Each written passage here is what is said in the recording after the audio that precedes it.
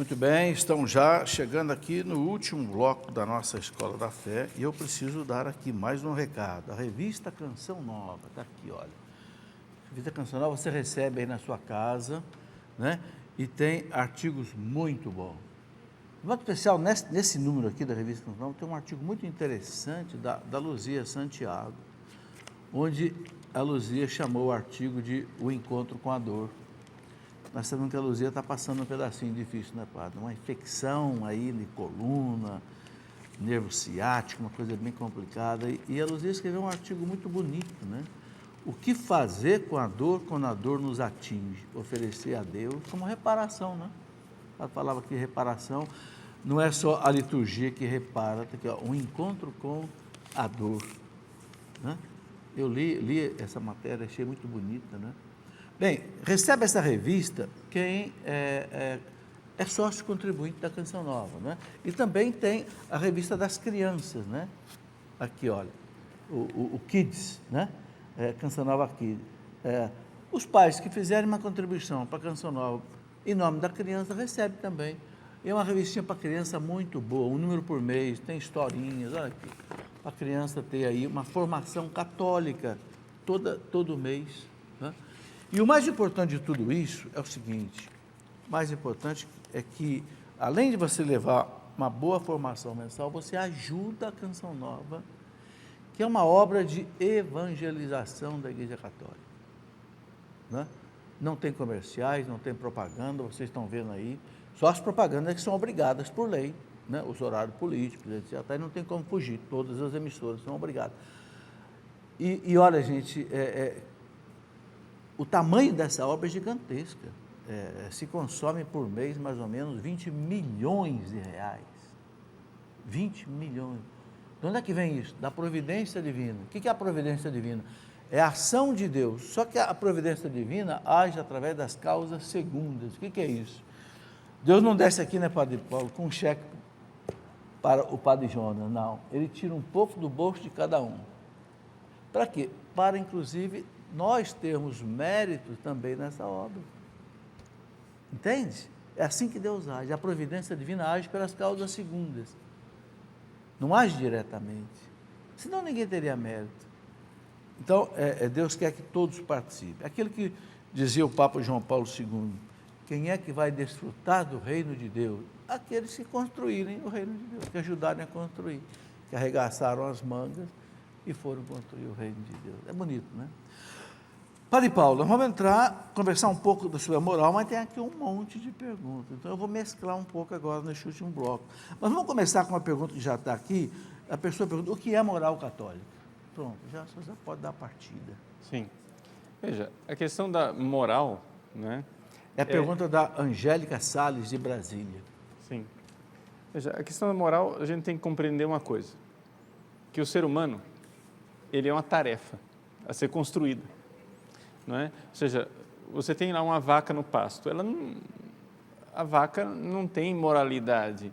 Por quê? Porque a vaca ela não precisa ser construída, ela não é um desafio. Ela nasce pronta. Não existe a vaca frustrada, a vaca já nasce vaca. Já o ser humano, não. O ser humano, ele é um desafio. Ou seja, nós precisamos cada vez mais ser aquilo que foi projetado para nós. Então, assim, não tem nenhuma vaca com um drama de, o que eu vou ser quando eu crescer? Não existe. Não tem nenhuma vaca com um drama existencial, será que eu vou me realizar? Por que é que só os seres humanos dizem, eu quero me realizar? Então, existem coisas que, você fazendo, você se realiza. E você não fazendo, ou fazendo coisas erradas, você se destrói. Então, existe aquilo que eu faço e me destrói. Aquilo que eu faço e me realiza. Isso é moral. Não é? Isso é moral. E o que é a moral católica? Vamos pôr esse adjetivo. Bom, nosso Senhor Jesus Cristo, quando Ele veio a esse mundo, o que Ele fez foi o seguinte, Ele aboliu aquelas disposições do Antigo Testamento que eram rituais, que eram judiciais, e ficou somente com uma coisa, a moral natural, que são os 10 mandamentos. Aí, ele acrescentou outra coisa, a moral sacramental. Então, a moral católica é a moral natural, ou seja, a moral de todo mundo, a moral que está escrita na natureza das coisas, são os 10 mandamentos, né? Mas é também a moral sacramental, porque existe uma série de realidades que a gente tem que realizar, mas que foram introduzidas por Jesus, que não estão na natureza das coisas.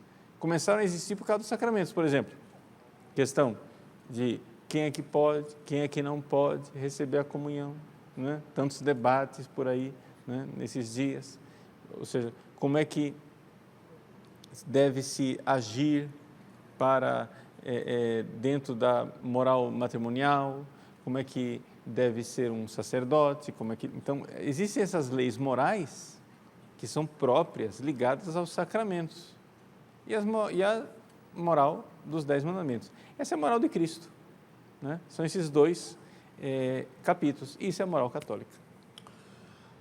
O catecismo diz assim, que a moral existe para nos levar à santidade. Ou seja, a gente ter um comportamento, ter um modus vivendi, né? Uma maneira de viver que nos leva à santidade. Agora, qual é o eixo dessa moral? Qual é o mais importante nisso? Sim, veja, é aquilo que eu estava dizendo, você completou muito bem, né? A moral, ela nos leva à santidade. Por quê? Porque esse é o projeto, ou seja, eu estou aqui, eu tenho que chegar lá, tenho que me realizar. A realização é a santidade. E em que consiste a santidade? O resumo disso. O resumo são os mandamentos do amor. Nosso Senhor colocou claramente, né, e resumiu toda a lei, no amor a Deus e no amor ao próximo. Ou seja, na verdade é uma coisa só, que é o amor a Deus. Só que o amor a Deus, ele se manifesta no amor ao próximo. Não é? Então, é ali que estão os pecados, ou seja, os pecados graves. O que são os pecados mortais dentro da moral católica? São os pecados que assim, são um ataque, né, contra o amor a Deus e o amor ao próximo, de alguma forma. Então, ali é pecado mortal. Então, a santidade consiste exatamente no amor. Ou seja, quando se leva esse amor, não é, até mesmo para além daquilo, das possibilidades humanas, porque a graça, ela faz isso.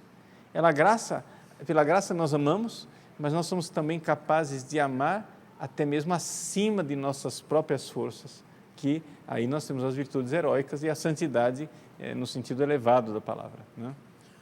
Eu vi que muita gente chegou depois que o programa começou.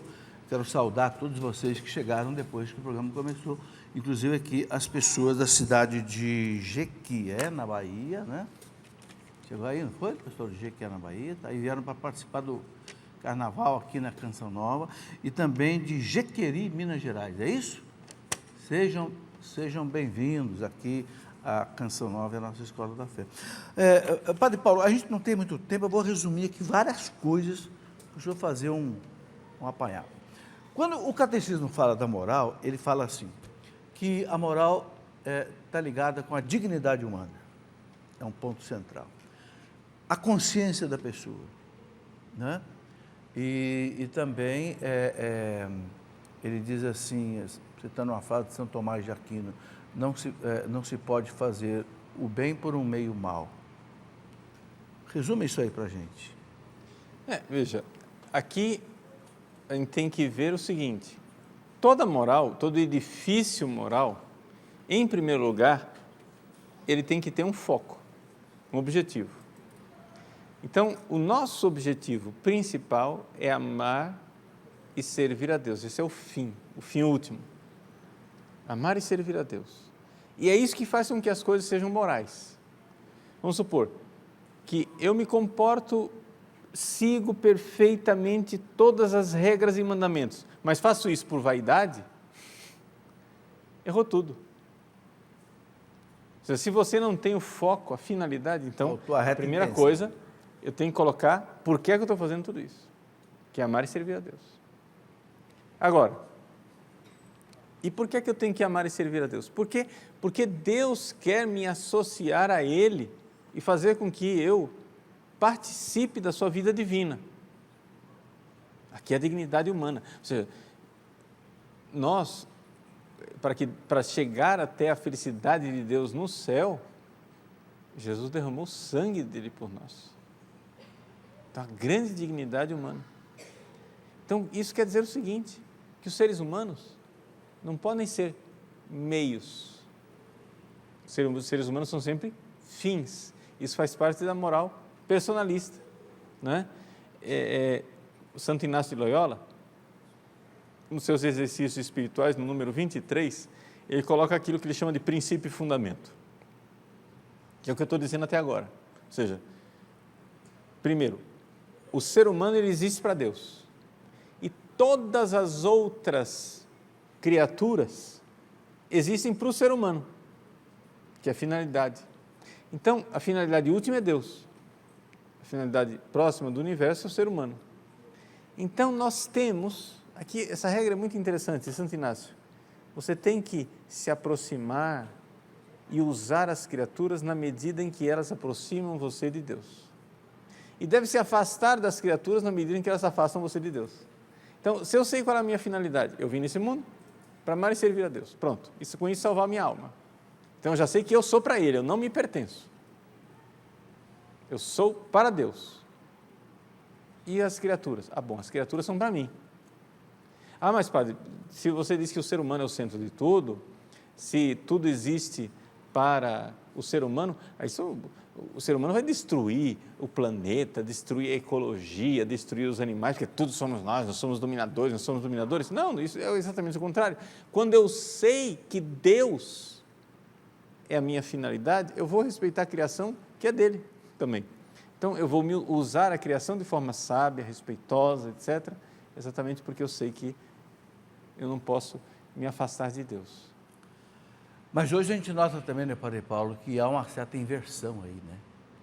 A gente percebe que, às vezes, a gente percebe gente valorizando mais o animal do que o ser humano, né? E toda vez que a igreja se pronuncia sobre um determinado problema moral, por exemplo, a igreja não aceita, por exemplo, aborto, inseminação artificial, eutanásia, a igreja fala a dignidade humana tem que ser respeitada, né? Quer dizer, então, a moral está vinculada a essa questão da dignidade humana. Sim, mas o grande problema é esse aqui, veja, existe uma ordem nas coisas. E qual é a ordem das coisas? A ordem das coisas é que Deus é Senhor, o ser humano serve a Deus, e então as coisas servem o ser humano. Aí quando a sociedade moderna tira Deus da jogada, e o ser humano é Senhor, aí o ser humano fica sem limite. Aí, vendo que o ser humano ficou sem limite, o que é que, para colocar alguma coisa acima do homem, já que não tem Deus, então vai e se coloca a criação acima do homem. E o homem vira o nada, né? Como alguns teólogos modernos aí que chegam a dizer que o ser humano é o câncer do planeta Terra. Não é que nós temos que eliminar o ser humano, porque o ser humano está acabando com o planeta Terra. É claro, se você tira Deus, o ser humano fica sem limites. Aí você tem que colocar os ratos, as baleias, o mico-leão dourado, tudo acima do homem, para que o homem tenha limites, porque, afinal das contas, quem é que vai limitar o homem? Não é? Então, por quê? Porque falta Deus. Se você tem Deus como limite, então o ser humano ele pode ser senhor da criação, não é? Porque ele sabe que ele é senhor da criação, mas ele é servo de Deus. Padre Paulo, uma outra questão muito importante que o catecismo coloca e que eu acho delicada em termos da moral, a questão da consciência. A gente sabe que tem a consciência laxa, relaxada, a consciência escrupulosa, né? Isso tudo influencia, por exemplo, na hora de um ato da pessoa ser pecaminoso ou não. Isso é complicado, né? Veja, o que acontece é o seguinte, primeira coisa que nós temos que compreender, que nós temos uma obrigação de formar a nossa consciência, não é? O cardeal Ratzinger, analisando, por exemplo, o problema dos nazistas. Os nazistas que foram levados para o tribunal de Nuremberg, todos eles diziam, não é, claramente, por que é que você matou milhões de pessoas nos campos de concentração? Resposta, porque eu tinha que cumprir o meu dever. Ou seja, eu sou soldado, como soldado eu devo obediência, eu presto obediência, e, portanto, eu cumpri o meu dever. E o cardeal Ratzinger diz assim, mas é evidente que todo mundo enxerga que esta consciência era uma consciência pervertida. Ou seja, a pessoa Não foi formado. deformou a sua própria consciência para aceitar esse tipo de coisa. Portanto, não dá para você chegar e dizer, ele estava fazendo aquilo que a consciência dele mandava. Não funciona pensar isso. Por quê? Porque, em primeiro lugar, nós temos o dever de formar a nossa consciência à luz da verdade. Agora, uma vez que nós estamos realmente buscando formar a nossa consciência à luz da verdade, com sinceridade, de fato, um pecado só é pecado quando ele é plenamente consciente e plenamente deliberado. Plenamente consciente quer dizer o seguinte, plenamente advertido, eu sei que é pecado. E mesmo assim, deliberado, eu quero pecar. Se não tiver essas duas coisas, não tem pecado, né? Ou seja, eu sabia que era pecado, mesmo que a pessoa não saiba com muita clareza. Às vezes a pessoa não sabe exatamente que aquilo se classifica como pecado mortal, mas ela sabia que ali havia uma malícia, ali havia uma maldade, né? E mesmo assim, deliberadamente, ela consentiu, ela quis aquilo ali. Então ali houve um pecado grave, né? Mas se a pessoa não sabia, e não sabia não por culpa própria, não sabia por ingenuidade, por imperícia, porque é uma criança que ainda não tem conhecimento das coisas, né? Então aí não há o pecado. Então o pecado, para que a pessoa seja responsável de um pecado, seja imputado àquela pessoa, é necessário que uma pessoa que esteja formando a sua consciência à luz da verdade, encontre uma realidade que ela sabe que é pecado e mesmo assim deliberadamente abraça aquilo e diz, eu quero pecar. Ligado a isso, Padre Paulo, a gente está no ano da misericórdia, mas Deus é justiça também, não é? Isso também tem a ver com a moral. Até o padre lá de Niterói, padre Demétrio, acabou de escrever um livro, Misericórdia e Justiça. Como é que o senhor vê essas duas coisas? Como explicar isso para o povo? Veja. Quando a Bíblia fala lá a ira de Deus, a gente sabe que Deus não fica irado, Deus é amor, mas Deus é justo, né? Sim. Veja, na realidade, nós poderíamos entender que tudo isso é misericórdia. Existem várias formas de Deus ser misericordioso. Ele manifesta a sua misericórdia quando é paciente. Mas ele manifesta a sua misericórdia também quando castiga. Por quê? Porque o que acontece é o seguinte, qual é o pai que, vendo que o filho vai se jogar no precipício, não faz alguma coisa para detê-lo? Né? Vamos supor, imagina o filho sonâmbulo, ele vai se jogar no precipício. Aí o pai tenta chamar com delicadeza, meu filho, acorda, meu filho, acorda, e o menino não acorda. Aí o pai, no último ato de misericórdia, dá uns tapas na cara do menino, e ele acorda, e salva a vida do menino. Ora, se Deus está vendo a humanidade se precipitar no abismo do inferno, o inferno existe. O que é melhor? Você permitir um sofrimento aqui na terra, para a pessoa parar, pensar, voltar atrás, se converter, e então se salvar? Ou você deixar a pessoa em berço esplêndido, feliz da vida, e ir direto para o inferno? Então, existe uma misericórdia divina que se manifesta também no castigo. Por quê? Porque Deus tenta atrair a humanidade com os vínculos de amor, não é? É aquilo que Nossa Senhora fala nas suas aparições, isso aqui não precisa nenhuma aparição específica, né? Fátima, La Salete, Em todas as aparições, a quita, todas as aparições, Nossa Senhora diz o quê? Eu, né, peço a vocês, façam penitência, mudem de vida, se convertam. É agora o tempo da misericórdia e da paciência divina. Virá o castigo. O castigo é sempre condicional. O castigo é sempre, se vocês não mudarem, vai vir castigo, como última tentativa de Deus de salvar a humanidade. Não é? Por quê? Porque Deus está preocupadíssimo com a nossa salvação eterna, não com só com o nosso bem-estar aqui nessa terra. Não é? Se Ele vir que a humanidade enlouquecida está se jogando como um rebanho furioso, como aquela manada de porcos, né? se jogando como um rebanho furioso no abismo, Deus vai fazer alguma coisa para deter, com uma última tentativa amorosa. Então, na verdade, a misericórdia de Deus é uma árvore que tem vários galhos. Um galho é a paciência, outro galho é o amor, o carinho, a graça, o milagre, outro galho é também a ira e o castigo. Mas tudo isso é a expressão da misericórdia divina. Bom, Padre Paulo, aqui chegaram muitas perguntas, mas como nós estávamos tratando primeiro da liturgia, chegaram mais sobre a liturgia. Né? Então, aqui a Ana Beatriz pergunta assim, eu vou colocar para atender algumas perguntas, pelo menos, eu não vou poder atender todas, por causa do nosso tempo. A Ana Beatriz pergunta assim, por que os sacramentais, como a estola tem que ser usado na hora dos sacramentos, como na confissão, por exemplo? O uso da estola, quando é obrigado, quando não é obrigado a usar no sacramento. Então, veja, o que acontece é o seguinte... O que significa a estola? Por isso é interessante você explicar isso, porque o que ela representa. Veja, existe os paramentos litúrgicos como um todo, não é? Eles são sacramentais, importantes, como eu disse. A diferença é que os sacramentos foram instituídos por Jesus, os sacramentais foram instituídos pela própria Igreja.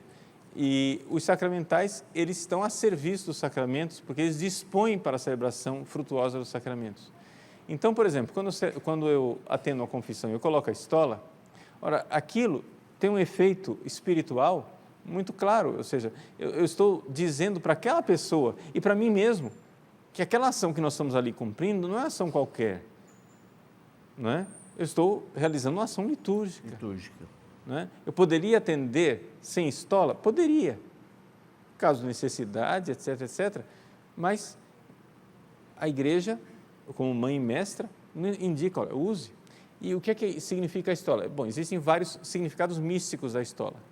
Não é? Com relação ao padre, não é? Primeiro significado místico é que a unção da cabeça, que é o Cristo, desce para os membros, como aquele salmo, né?